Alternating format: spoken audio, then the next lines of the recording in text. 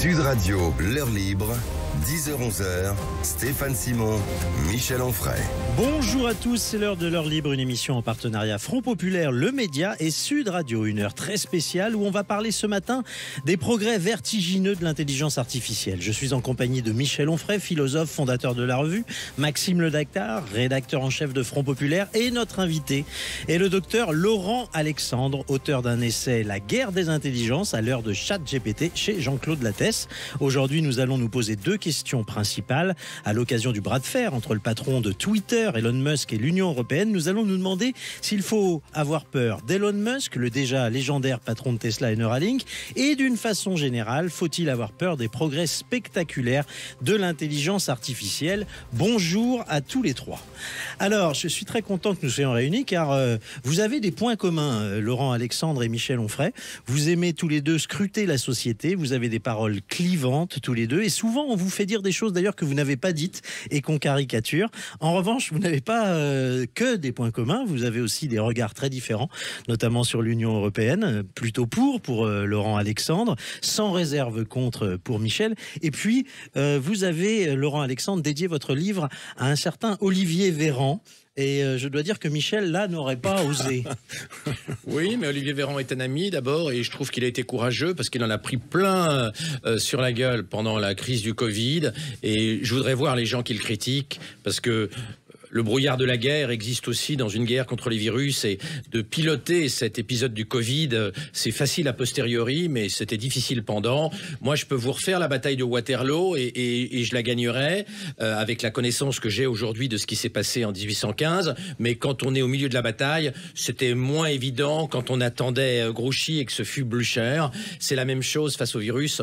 C'est facile de réécrire l'histoire, mais pendant l'histoire, Véran a fait vraiment ce qu'il pouvait de façon honnête, avec son éthique de médecin, et c'était beaucoup plus difficile que beaucoup l'imaginent. Alors, on n'est pas là pour cela, évidemment. On va pas demander à Michel son avis, qui serait certainement pas tout à fait le même. Non, au contraire, je peux dire que je souscris, mais qu'il faudrait élargir en disant la même chose avec Raoult. Ah, voilà.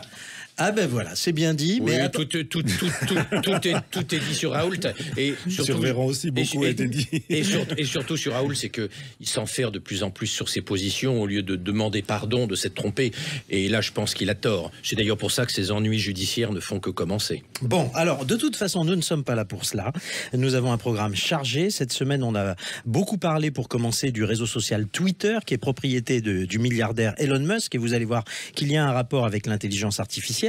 Ce fameux Elon Musk qui vient d'annoncer qu'il allait se retirer du Code européen de bonnes pratiques contre la désinformation en ligne, lancé en 2018, au motif que cela freinerait la libre expression. Et évidemment, les réponses des pro-européens ne se sont pas fait attendre.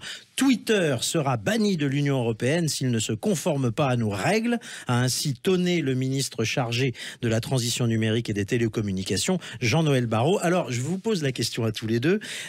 Pour ceux qui aiment s'exprimer en liberté sur les réseaux sociaux, est-ce qu'il faut avoir plutôt peur d'Elon Musk ou de l'Union européenne qui joue les gros bras? On va demander d'abord à notre invité. C'est une question compliquée. De toute façon, la bataille numérique ne fait que commencer. Vous voyez bien que Twitter, par rapport à ces sujets-là, d'intelligence artificielle et de réseaux sociaux, est un animal complexe. Il n'a pas que Twitter. Vous savez qu'il est en train de créer une intelligence artificielle concurrente d'OpenAI, de ChatGPT, avec pour objectif de créer une super intelligence, puisqu'il a dit que l'intelligence artificielle qu'il allait créer, ChatGPT, allait être plus puissante qu'OpenAI et allait avoir une compréhension globale du cosmos. C'est-à-dire va être une intelligence très supérieure à l'intelligence humaine. Il a même ajouté, c'est à cette condition que l'intelligence artificielle va nous respecter, car elle comprendra tellement bien le cosmos qu'elle aura envie de nous protéger, nous qui sommes une partie du cosmos. Donc il est très ambivalent comme d'habitude, parce que au même moment où il crée cette nouvelle intelligence artificielle, il a déclaré qu'il y avait un risque, et il a signé d'ailleurs une déclaration affirmant qu'il y avait un risque que l'intelligence artificielle détruise l'humanité. Donc en même temps, il est pompier, en même temps il est pyromane, il affirme vouloir créer une super intelligence, et en même temps il dit attention, les successeurs de ChatGPT 4 sont dangereux pour nous. Comme d'habitude, c'est un individu qui est très fluctuant dans le temps, dont les positions sont difficiles à suivre, qui ment souvent. Hein. Souvenez-vous, il avait assuré qu'il serait sur Mars en 2023. Nous sommes au printemps 2023 et il n'est pas prêt d'arriver sur Mars, le petit Elon Musk. Alors Michel, vous, est-ce qu'il faut plutôt se méfier des dictates de l'Union européenne ou plutôt de se méfier d'Elon Musk en ce qui concerne la libre expression? Ou des deux, après tout? Moi, je pense qu'il faut craindre Elon Musk et rire de l'Union européenne. L'Union européenne me fait beaucoup rire quand on a, ou même des gens comme Bruno Le Maire qui nous faisait savoir il y a quelque temps qu'il fallait qu'en France on soit des leaders en matière d'informatique quantique. Je dis c'est formidable, on n'a même pas un seul ordinateur français, mais il faudrait que nous soyons les leaders en matière d'informatique quantique. Donc tous ces gens-là sont des comiques, sont des guignols, et Elon Musk rit de tout ça. Il se moque absolument de tous ces gens-là, de toute cette administration. Ça le fait absolument rire. Maintenant, moi je crois effectivement qu'il faut se méfier de ce monsieur. Mais vous avez raison de dire qu'effectivement, il dit tout et n'importe quoi, sauf qu'on a bien compris que ce type fait des affaires. C'est un libertarien qui est sans foi ni loi, qui n'a pas de surmoi, et qui commence à dire « Ah, ce serait bien que c'est dangereux, parce que ce serait bien qu'on ait un moratoire, et puis quand on aura un peu réfléchi, on repensera un petit peu toutes ces choses-là. » Le moratoire lui permet juste de récupérer le retard qu'il a obtenu, et on voit bien que ce qui l'intéresse, c'est de triompher. Lui, il a un projet universel, et c'est pour ça qu'on peut discuter sur l'intelligence artificielle, ChatGPT, etc. On peut, mais je pense qu'il faut faire de l'anthropologie. Et si on croit que l'homme est bon, si l'homme est gentil, si effectivement il veut le bonheur de l'humanité, s'il veut faire que les paralytiques marchent, s'il veut faire que les crétins deviennent des gens intelligents, alors d'un seul coup, on se dit, mais quel formidable instrument pour permettre tout ça. D'un seul coup, c'est Jésus. Les aveugles vont se mettre à voir, les sourds vont se mettre à entendre, les paralytiques vont se mettre à marcher, et c'est très précisément ce que les tenants du transhumanisme nous disent. Et on commence à voir des images. J'ai vu l'autre jour un tétraplégique qui était avec un déambulateur, et tout ça a été assisté par du matériel, etc. On dit, vous avez vu, ça y est, il marche. Mais derrière tout ça, il y a juste du marché, il y a juste du business, il y a des choses à vendre. On réparera pas les intelligences, on fabriquera des intelligences. L'idée de pucer les mammifères, il vient d'obtenir l'autorisation, Elon Musk, c'est juste pour faire de telle sorte que les GAFAM puissent entrer dans les cerveaux plus directement. Donc c'est ça le problème qui se trouve posé. Et je trouve que si on croit que l'humanité est formidable, évidemment, que les hommes sont formidables, évidemment, c'est très bien. Jésus revient et on va marcher sur les eaux. Mais si on pense que l'homme est vraiment ce qu'il est, ce que je crois, c'est-à-dire ce que Machiavel croit, par exemple, c'est-à-dire pas forcément quelque chose de bien, ou Kant, disant que l'homme est taillé dans un bois courbe et qu'on ne fera jamais grand-chose de bien droit dans un bois courbe, eh bien effectivement, c'est pas de l'instrument dont il faut se méfier, mais de l'usage que feront les hommes de l'instrument, car les hommes ne changeront pas et la nature humaine persistera à être ce qu'elle est. Pour clore ce bras de fer entre l'Union européenne et Elon Musk, je voulais juste que Maxime nous explique ce que c'était que cette loi sur la désinformation qu'a concocté l'Union européenne. Oui Stéphane, alors la désinformation, disons d'entrée de jeu, n'étant pas illégale, l'UE ne peut pas formellement l'interdire. Ce serait contraire à la liberté d'expression qui est une de ses valeurs fondamentales, chacun ajoutera ou pas des guillemets.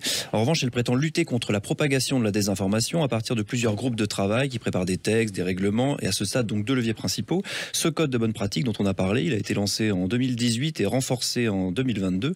Il regroupe une trentaine de signataires dont les géants du numérique, Meta, Google, Microsoft, TikTok, Twitter jusqu'à récemment, mais aussi des petites plateformes, des professionnels de la pub, des fact-checkers, etc. Le code n'est pas contraignant, mais il contient une quarantaine d'engagements et de mesures, notamment le fait par exemple de priver les publicités, les sites diffusant des fausses informations, tout cela encadré par la Commission européenne, et c'est donc de cela que s'est retiré Twitter via Elon Musk. En revanche, deuxième projet plus ambitieux, le Digital Service Act DSA, c'est une législation sur les services numériques qui oblige les grandes plateformes à faire la lumière sur leur système de recommandation de contenu par exemple, à faire la lumière sur leur politique de modération. Grosse différence avec le code de bonne pratique, c'est que le DSA est contraignant. Les plateformes s'exposent à une amende pouvant aller jusqu'à 6% de leur chiffre d'affaires. Et là, c'est la Commission européenne qui est chargée de faire appliquer ce règlement. La DSA a été signée en octobre 2022. Il sera effectif en août 2023 pour les très grandes plateformes, dont Twitter. Et il a été étendu en 2024. Ce qui a permis au commissaire européen de l'industrie, Thierry Breton, de prendre un ton quasi martial il y a quelques jours sur Twitter en condamnant et en commentant la décision d'Elon Musk. Je le cite. Vous pouvez courir, mais vous ne pouvez pas vous cacher. Traduction, vous pouvez éviter le code de bonne pratique si vous voulez, mais vous échapperez pas au Digital Service Act. Nous avons donc des sentinelles européennes du bon goût. Dans ce type de cas, comme dirait mon collègue Quentin Rousseau, qui gardera les gardiens ? Voilà. Alors, dans un instant, on va continuer à parler d'Elon Musk, cette fois-ci à propos d'une autre de cette société, Neuralink, qui a le projet fou d'implanter des puces pour augmenter les capacités de nos cerveaux. Laurent Alexandre nous en dira tous les détails. Et nous allons nous demander, qu'est-ce que l'intelligence artificielle forte et faut-il en avoir peur? On en parle dans un instant sur Sud Radio. Sud Radio, l'heure libre, 10h-11h, Stéphane Simon, Michel Onfray. De retour dans votre nouveau rendez-vous sur Sud Radio tous les samedis matins de 10h à 11h en partenariat avec Front Populaire La Revue et Sud Radio. Alors une heure très spéciale où on va parler des progrès vertigineux de l'intelligence artificielle ce matin. Je suis toujours en compagnie de Michel Onfray, Maxime Le Nagard et notre invité est le docteur Laurent Alexandre qui sort ce passionnant essai La guerre des intelligences à l'heure de ChatGPT chez Jean-Claude Lattès. Laurent Alexandre, en lisant votre livre, on a de quoi s'inquiéter. Je lis en résumant. L'intelligence humaine est obsolète, dépassée. Selon Ray Kurzweil, vice-président de Google, une véritable intelligence artificielle équipée d'une conscience devrait écraser l'intelligence humaine en 2045. Cette intelligence serait 1 milliard de fois plus puissante que toutes les intelligences humaines réunies.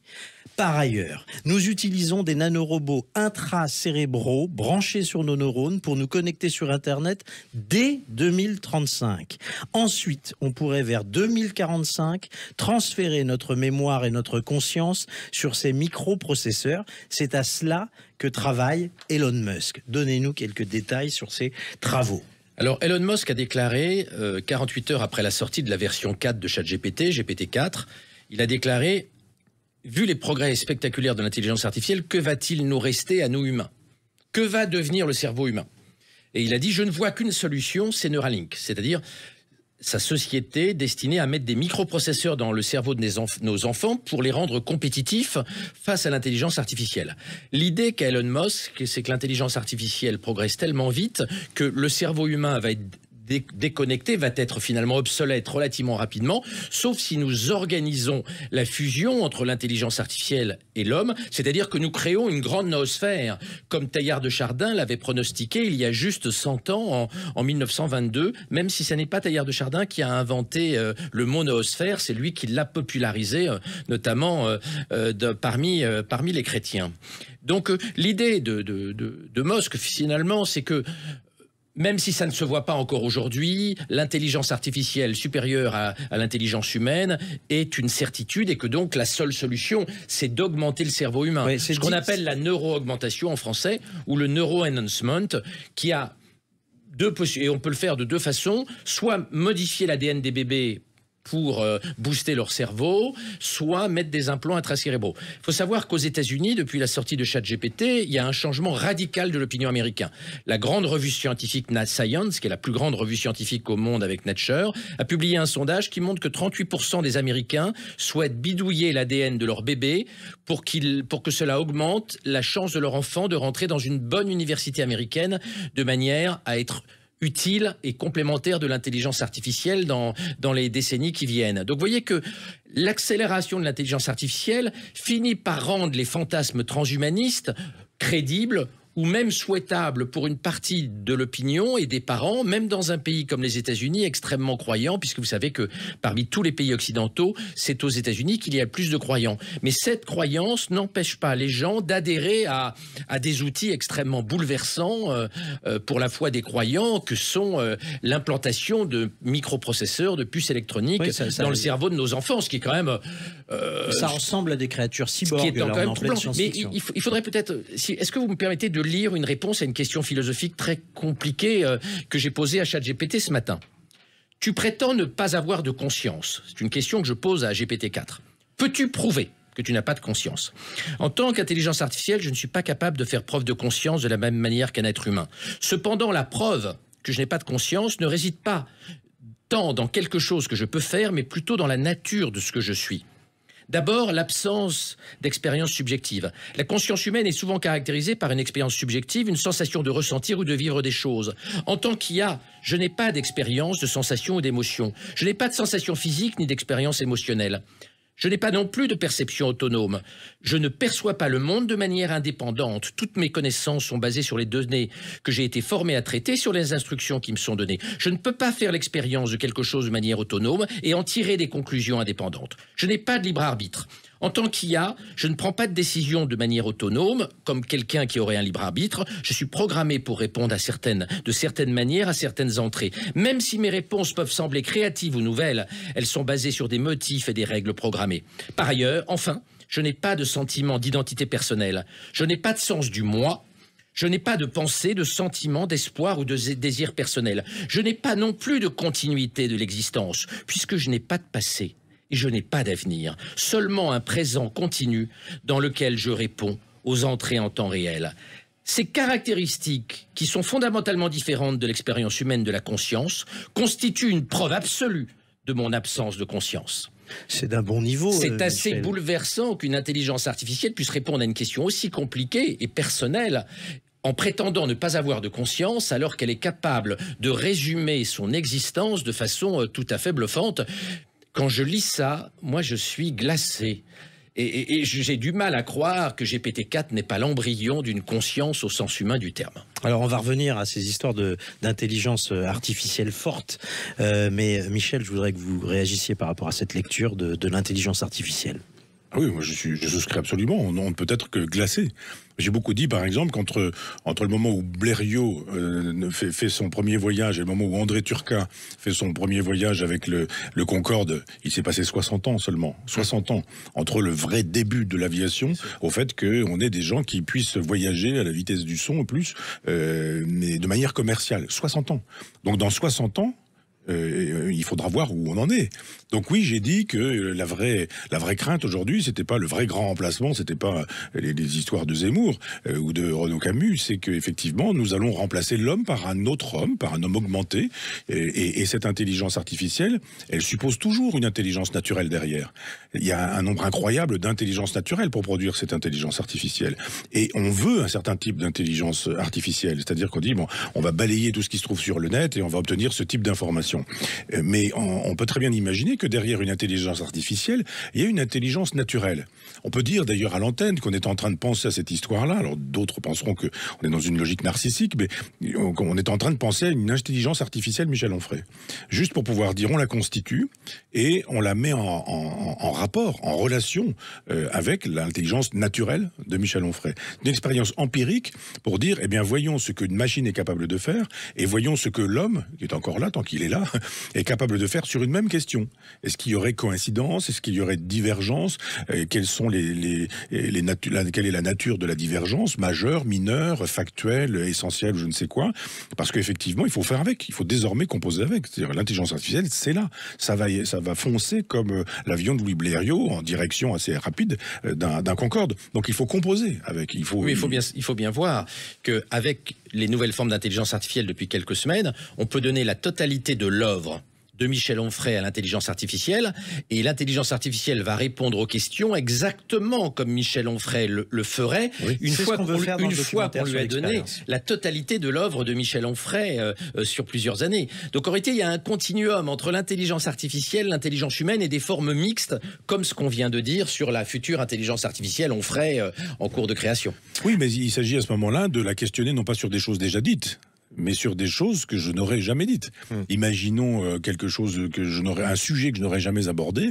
C'est pour le coup de dire à l'intelligence artificielle, vous ne trouverez pas des datas concernant ce sujet chez Michel Onfray. Qu'allez-vous faire de votre intelligence artificielle pour nous montrer ce que l'intelligence naturelle de Michel Onfray aurait donné? C'est ça l'intérêt. Est-ce que là, il va répondre d'ailleurs Alors, l'intelligence moi, artificielle? j'ai demandé à GPT-4 d'essayer de résumer d'un mot mes travaux scientifiques, philosophiques, mes écrits depuis 30 ans. Et GPT-4 a dit le mot qui résume le mieux ce qu'a fait Laurent Alexandre sur le plan intellectuel depuis 30 ans, c'est neurotranshumanisme. Et donc, derrière, il développe une analyse qui est très juste et à laquelle je n'avais pas pensé, que la totalité de mes écrits quasiment sont sur le transhumanisme et puis les technologies démiurgiques que la Silicon Valley crée, et puis sur le cerveau, l'école, l'éducation et la façon de diminuer les inégalités cognitives. Et effectivement, neurotranshumanisme, c'est un mot auquel je n'avais jamais pensé, mais qui résume la quasi-totalité de mon activité intellectuelle. Et il avait très juste, c'est une forme d'invention. De la même façon, et je le mets dans mon bouquin, La guerre des intelligences à l'heure de ChatGPT, j'ai demandé à GPT-4, peux-tu décrire les pathologies psychiatriques que tu vas induire dans l'espèce humaine dans le futur? Et là, GPT-4 a inventé 5 nouvelles maladies absolument géniales, très très justes, avec des noms de syndromes qui sont très très bien construits, très très bien imaginés, c'est très innovant, et effectivement, ça tombe sous le sens. Les pathologies psychiatriques que GPT-4 va induire, il les devine aujourd'hui. J'ai montré cette analyse aux plus grands psychiatres français. J'ai plusieurs grands psychiatres parmi mes amis. Ils étaient stupéfaits de l'imagination, de l'inventivité de GPT-4 qui a deviné les pathologies psychiatriques qu'il va induire chez nous dans les années qui viennent. On voit qu'il y a une capacité d'innovation et d'invention chez GPT-4. Il ne fait pas que régurgiter ce qu'on a produit dans le passé. Ce n'est pas du tout GPT-4 quelque chose qui résume Wikipédia ou Google. Ça va très au-delà. Il fait des associations absolument géniales. Raphaël Dehaene, l'historien Raphaël Dehaene qui a travaillé avec GPT-4 pour imaginer ce qu'aurait devenu ce que serait devenu Rome si Rome n'avait pas négligé l'invention de la vapeur, puisque la machine à vapeur a été inventée à Rome. Eh bien, ce que serait devenu Rome si cette invention avait été développée par l'Empire romain. Et GPT-4 a inventé des choses absolument géniales, des personnages qui mixent les grands personnages romains avec les industriels occidentaux qui ont inventé la révolution industrielle. C'est absolument génial, c'est très très innovant. Donc oui, GPT-4 et ses successeurs sont capables d'innovation. C'est d'ailleurs pour ça qu'ils nous challengent énormément. Ce ne sont pas que des perroquets médiocres. Quel grand défi l'homme va devoir relever? Peut-il espérer encore être à la hauteur de l'intelligence artificielle? On se le demande dans un instant sur Sud Radio. À tout de suite avec Michel Onfray et Laurent Alexandre. Sud Radio, l'heure libre, 10h-11h, Stéphane Simon, Michel Onfray. De retour dans l'heure libre, une heure très spéciale où l'on parle des progrès vertigineux de l'intelligence artificielle avec Michel Onfray, philosophe, et Laurent Alexandre, le docteur Laurent Alexandre, qui publie La guerre des intelligences à l'heure de ChatGPT, un essai chez Jean-Claude Lattès. Alors, Michel Onfray, dans un instant, je voudrais que vous reveniez sur ce que nous expliquait Laurent Alexandre, mais je voudrais juste citer un chiffre avant.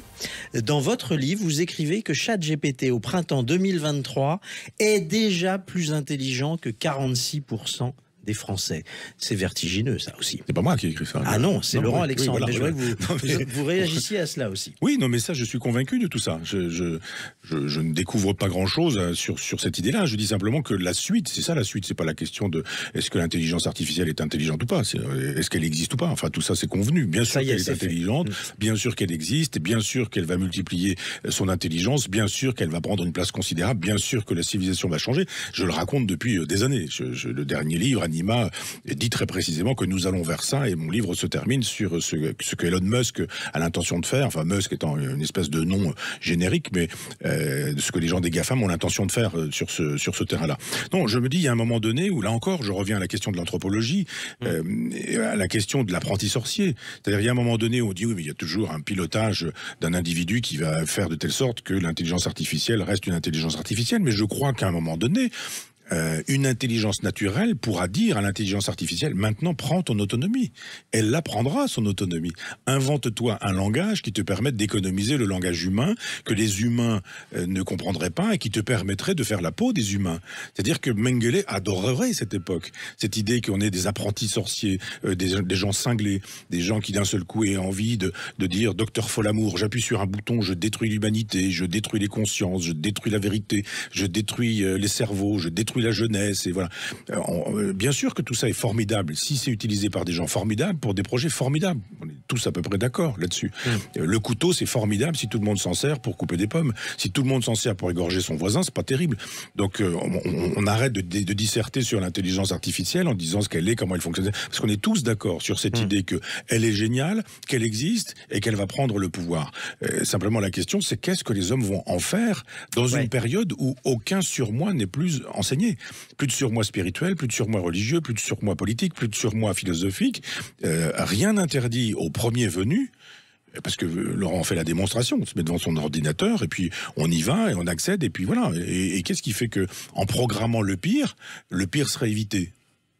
Moi, j'ai vu un jeune garçon, je suis désolé, je n'ai plus son nom en tête, mais il est influenceur, philosophe, influenceur, et il a fait une expérience avec une poupée virtuelle, enfin, et avec une intelligence artificielle sexuelle, quoi. Hein. Et elle était programmée pour laisser croire qu'elle était une femme libre, une vraie, parce qu'à un moment donné, il dit, bon, on va peut-être coucher ensemble, quoi.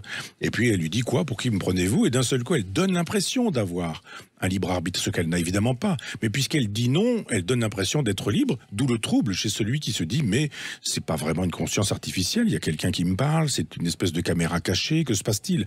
Non, je crois que le problème, c'est pas, ne soyons pas platoniciens en disant pour ou contre l'intelligence artificielle, c'est, parce que ça, c'est assez facile, une dissertation en 2 temps, ah là là, ça peut être très bien, ah là là, ça peut être une catastrophe, puis une espèce de synthèse. C'est pas ça dont on a besoin. C'est de se dire, cet instrument qui est susceptible d'être formidable, je pense en médecine, on peut faire des diagnostics incroyables, de lectures de radio, qui sont évidemment supérieures à des lectures que des humains, y compris des humains excellents, pourraient faire. C'est juste de se dire, la méchanceté étant ce qu'elle est, l'homme étant ce qu'il est, qu'est-ce que ça va devenir cet instrument? Et c'est toujours les prospérités du vice et les malheurs de la vertu qui sont la loi du monde. Absolument. Mais est-ce qu'on vous serait d'accord tous les deux pour dire que, de même qu'il y a eu une préhistoire, et puis ensuite on est rentré dans toutes les époques de l'histoire que l'on connaît, là on est peut-être à un tournant et on va peut-être rentrer dans ce qu'on pourrait appeler la post-histoire, c'est-à-dire un moment où l'homme n'est plus central, mais c'est l'intelligence artificielle qui est, pour le coup, qui prend le dessus. Oui, on pourrait imaginer qu'on rentre dans une post-histoire ou une trans-histoire. C'est vrai que le moment que nous vivons est un moment particulier, c'est un changement de civilisation puisque nous avions le monopole de l'intelligence conceptuelle sur Terre et peut-être dans l'univers, puisqu'on n'a aucune trace, aucune preuve de l'existence d'une intelligence conceptuelle dans l'univers à part chez nous. De voir apparaître une deuxième espèce dotée d'intelligence conceptuelle qu'est l'intelligence artificielle est un choc. Alors derrière, il est difficile de dire à quelle vitesse ce choc ira et à quelle vitesse ira l'intelligence artificielle. Vous avez probablement vu que l'inventeur de ChatGPT, Sam Altman, il y a 72 heures, a déclaré que la superintelligence artificielle, beaucoup plus intelligente que l'intelligence humaine, arriverait dès 2032, dans moins de 10 ans. Et il y a 48 heures, une pétition internationale qui réunit une large partie des spécialistes mondiaux en intelligence artificielle, ainsi que Bill Gates, ainsi que le créateur de ChatGPT, déclare dans un statement de 22 mots, déclare réduire, limiter le risque d'extermination de l'humanité par l'intelligence artificielle exige une prise de conscience et une action mondiale aussi importante que pour limiter les pandémies ou pour limiter les guerres nucléaires. Il faut bien, elle est intéressante à voir, cette phrase, cette citation. On voit qu'une grosse partie des meilleurs spécialistes mondiaux de l'intelligence artificielle et des meilleurs industriels de l'intelligence artificielle parlent aujourd'hui du risque de l'extermination de l'humanité, y compris le fondateur de ChatGPT. C'est d'ailleurs très intéressant. Il faut savoir que le créateur de ChatGPT, Sam Altman, avait aussi déclaré que l'intelligence artificielle va de façon à peu près certaine détruire l'humanité, mais qu'entre-temps, on aura créé de superbes entreprises et il s'en réjouissait, il s'en léchait les babines virtuellement. Donc il y a aujourd'hui une grosse incertitude sur le potentiel de l'intelligence artificielle et sur ses dangers. Mais il ne faut pas que les dangers potentiels de l'intelligence artificielle nous fassent oublier les aspects absolument extraordinaires. La croissance va repartir, les écologistes vont devoir ravaler leurs idées de décroissance, de baisse du pouvoir d'achat, parce que l'intelligence artificielle va nous faire rentrer dans un monde hyper scientifique, hyper technologique et d'hyper croissance. Il va y avoir des progrès extraordinaires en médecine, en cancérologie. On voit bien aujourd'hui à quel point GPT-4 fait des progrès en médecine qui sont stupéfiants pour le médecin que je suis. C'est bouleversant de voir à quelle vitesse l'intelligence artificielle développe son sens clinique et sa capacité diagnostique et thérapeutique. Mais est-ce que vous n'êtes pas un petit peu trop optimiste, Laurent Alexandre? Je demande à Michel. Moi, je crois que Laurent est à l'optimisme des libéraux. C'est-à-dire qu'il n'y a pas tort. Enfin, il y a une idéologie libérale qui consiste à dire que il va y avoir du progrès, ça va être formidable, fantastique. Vous auriez tellement raison si l'homme était bon. Je dis simplement qu'il y a un moment donné où quand quand on va se retrouver avec un cancer dans un village du Haut-Atlas, par exemple, au Maroc, je suis pas bien sûr qu'on puisse accéder à la même technologie que si on est un intellectuel de Saint-Germain-des-Prés ou qu'on est le fils d'un milliardaire ou qu'on est soi-même un milliardaire. Donc moi, je pense qu'il faut élargir l'intelligence artificielle dans un projet global, et vous le dites bien dans votre livre d'ailleurs, Laurent, mais il y a cette idée que le Soleil va s'effondrer sur lui-même, qu'à un moment donné où la Terre va devenir inhabitable, pas pour des raisons d'écologisme, mais simplement parce que l'astrophysique nous enseigne ce genre de choses. C'est comme ça. Le Soleil va disparaître un jour, donc la Terre va disparaître un jour. La Terre sera un certain temps inhabitable et puis elle disparaîtra à un moment donné. Donc Elon Musk, il le dit très précisément, tout ça se tient, c'est-à-dire entre Neuralink, entre Tesla, entre SpaceX par exemple, tous ces dispositifs-là, tout ça se tient. C'est-à-dire Tesla permet de travailler l'intelligence artificielle, Neuralink de faire de telle sorte que les cerveaux puissent être branchés sur les intelligences artificielles, et SpaceX permet à l'homme de sortir de la Terre. C'est pour ça que pour moi, quand tu parlais tout à l'heure du poste historique, je dirais c'est le poste terrestre. C'est-à-dire l'humanité aura eu un temps sur la Terre, et il y a un moment donné où elle aura un autre temps hors de la Terre, d'abord dans des vaisseaux spatiaux, puis ensuite dans des planètes peut-être habitables. Il y a aujourd'hui des astronomes qui travaillent sur la biologie, sur d'autres planètes possibles ou pensables, et il y a un vrai projet de sortie de cette humanité. Donc c'est la fin d'une humanité terrestre, pas la fin de l'histoire. L'histoire ira ailleurs, et elle s'écrira effectivement dans l'espace, mais alors... C'est là que je ne suis pas libéral, avec un massacre terrible pour les pauvres, les petits, les sans-grades, les oubliés, les gens qui n'auront pas accès à ces technologies. Oui, Laurent, vous avez raison, si on accède à ces technologies, c'est formidable. Mais si on n'y accède pas, on a du mal aujourd'hui à avoir des prothèses auditives, on a du mal à avoir des dentiers, on a du mal à avoir des lunettes, on a du mal à acheter ces choses-là quand on est un Français, qu'on a cotisé toute sa vie et qu'on est à la sécurité sociale. Et comment est-ce qu'on pourrait accéder à des technologies aussi coûteuses quand on fait partie du petit peuple, des gens simples ou des gens modestes? Moi, je crois que ça va être formidable pour les gens qui en auront les moyens. Il y aura une espèce de nouvelle élite, et c'est ça, le libéralisme. C'est toujours formidable pour les élites, mais pour le petit peuple, c'est celui qui paye toujours la facture la plus élevée. Je pense vraiment que si les technologies développées par Elon Musk d'augmentation du cerveau par ces prothèses Neuralink fonctionnent, je pense qu'il sera nécessaire qu'elles soient remboursées par la sécurité sociale, et d'abord aux gens les plus modestes. Il faut se servir de ces technologies-là pour réduire les inégalités sociales et cognitives, et pas de les diminuer. Parce qu'imaginez un monde dans lequel seuls les gens déjà très intelligents auraient accès à ces technologies d'augmentation cérébrale. On augmenterait encore la fracture cognitive. C'est ce qui va se passer. J'espère que non, c'est pour ça que je pense que ces technologies doivent être remboursées intégralement par la sécurité. Alors sur la planète entière, la sécurité sociale est minoritaire. Non mais je parlais sur la France. Non mais attendez. Je vous dis, sur la planète entière, elle est minoritaire, inexistante dans je ne sais combien de pays, la majorité. Et là où elle existe en France, vous avez vu dans quel état elle est, à cause des libéraux depuis des années, libéraux de droite et libéraux de gauche.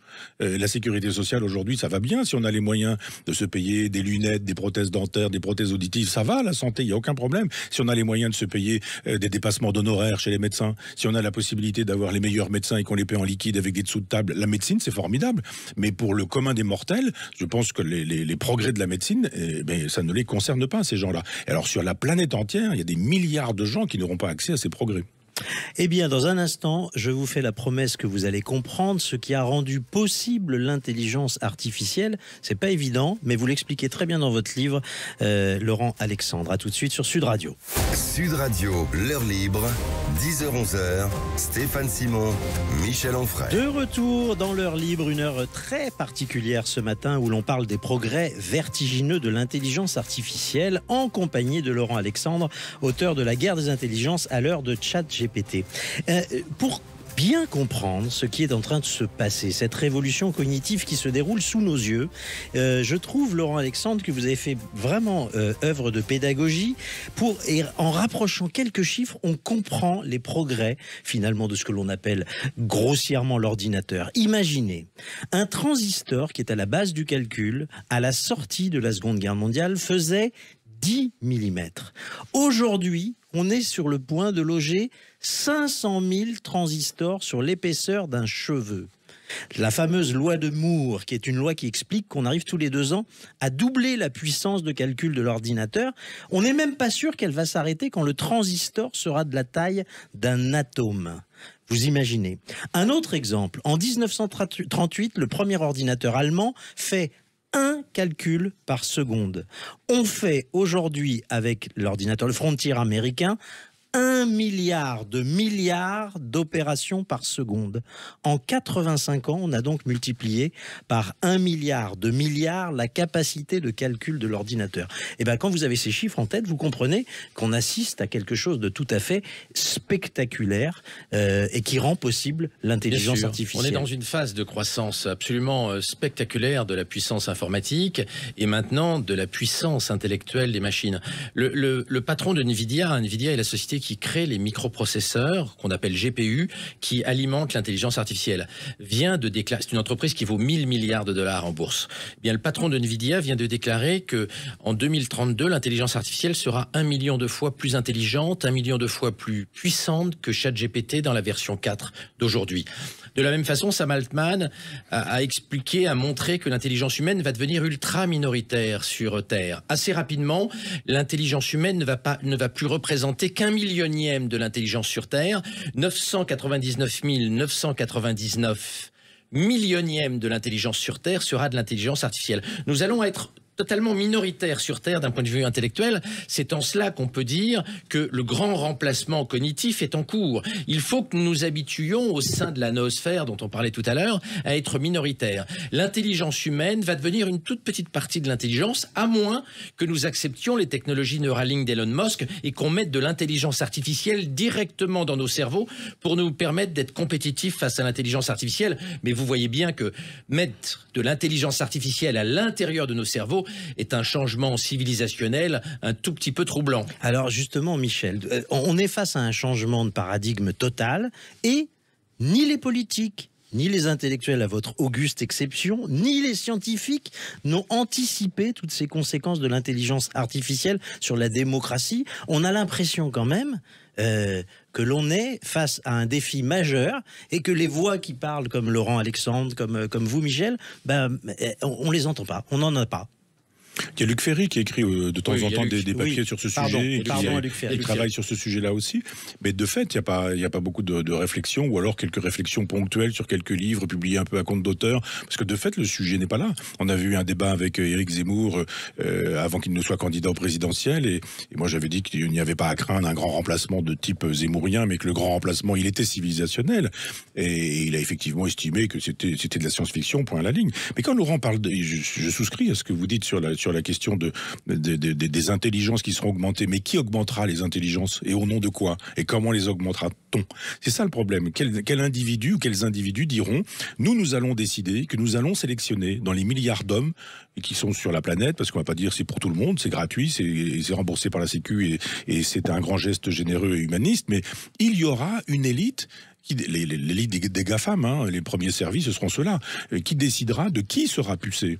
Et même au-delà de ça, je pense qu'on peut même imaginer qu'avec aujourd'hui le clonage, le génie génétique, la possibilité de travailler sur des ADN, de restituer des ADN anciens, de reconstituer des espèces de structures corporelles. Enfin, je pense qu'il faut aller au-delà de l'intelligence artificielle. Il y a un moment donné, on refabriquera des corps, on refabriquera des cerveaux, des intelligences. Ça, j'en suis absolument convaincu. Et je crois, les chiffres que donne Laurent sont effectivement effrayants parce que c'est inévitable.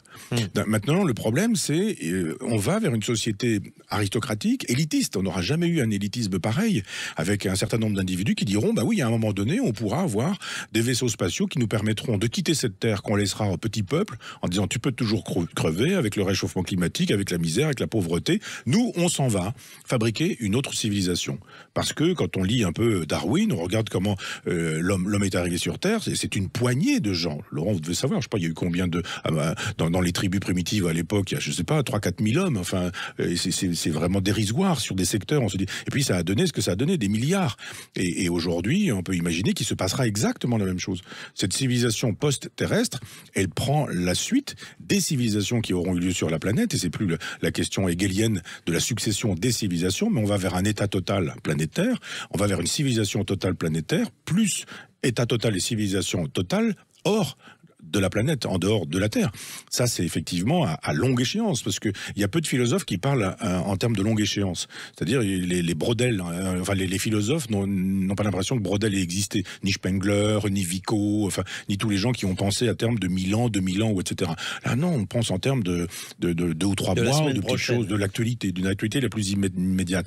Mais de fait, ce qui est à envisager, c'est sur 1000 ans, 2000 ans, etc. Alors quand les chiffres sont donnés en disant mais sur quelques années il s'est passé ça, vous imaginez sur quelques siècles, dans 3 ou 4 siècles où en seront les hommes. Ouais, mais c'est ce que vous dites, hein, Laurent Alexandre, la génération qui arrive là, c'est cette génération qui va inscrire l'humanité dans des choix essentiels pour elle, pour sa survie. C'est cette génération qui est là. Alors, vous dites, Laurent Alexandre, que l'intelligence artificielle remet totalement en question la cohésion nationale. Ça, c'est quelque chose qui est acté aussi chez vous. Qu'elle fait exploser les inégalités, c'est aussi acté chez vous. Exploser les clivages politiques traditionnels, c'est aussi acté chez vous. Mais vous posez, c'est la conclusion de votre livre, quelques questions qui restent à trancher et sur lesquelles l'homme a intérêt à se dépêcher de donner des réponses.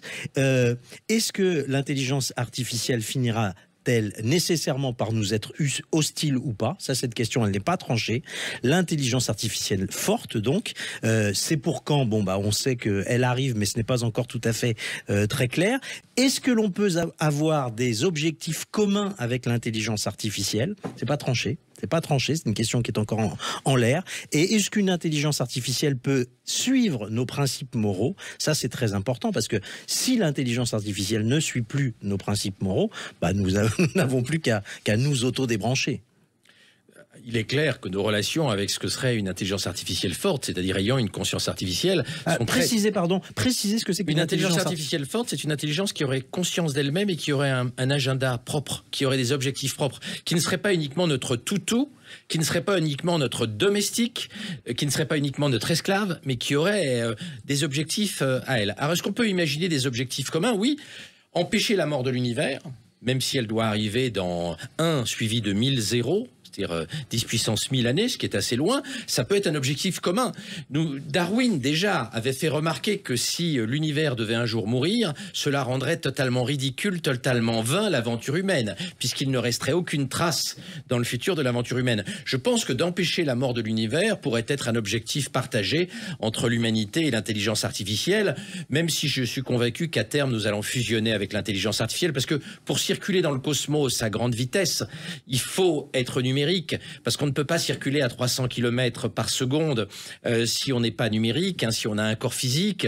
C'est beaucoup plus pratique d'envoyer une onde, d'envoyer sa puissance cérébrale par onde dans l'espace, plutôt que de faire un grand voyage en fusée. Et puis, pour circuler dans l'espace, il faut des temps très très longs, parfois des millions d'années ou des milliards d'années pour faire certains trajets. Si on a un corps biologique, d'être enfermé dans une fusée pendant 1 milliard d'années, c'est un peu casse-couille.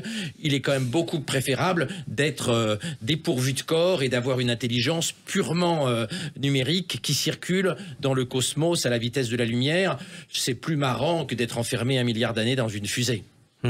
Michel? Il y a des des gens qui travaillent en astrophysique aujourd'hui et qui cherchent l'existence de la vie dans d'autres planètes, dans d'autres systèmes, et qui parlent aujourd'hui de civilisation.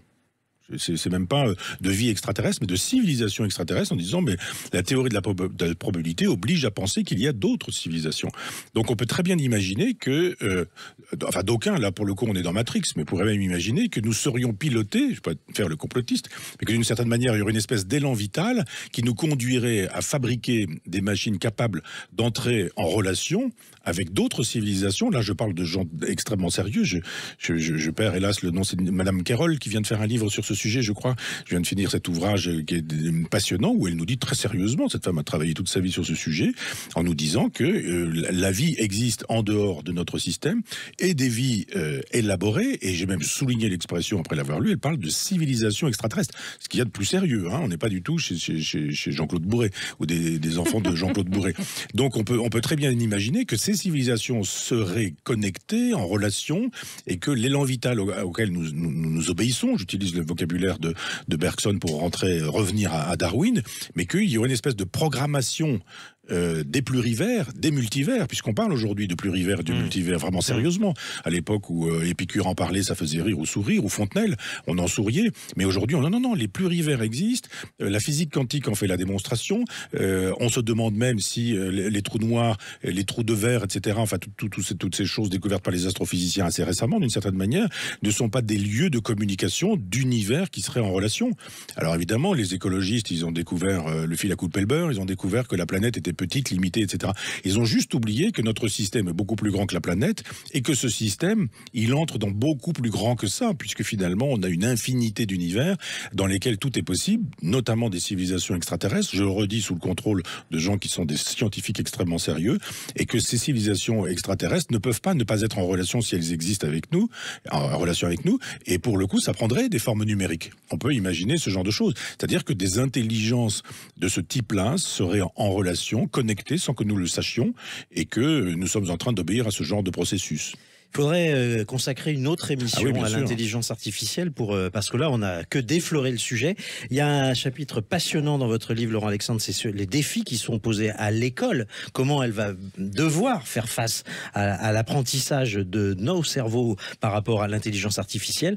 Bon, ce sera l'occasion d'une lecture. Et puis Michel, je renvoie à votre livre aussi, Anima, la longue histoire de l'âme à travers le temps. De Lascaux à Elon Musk, c'est le sous-titre.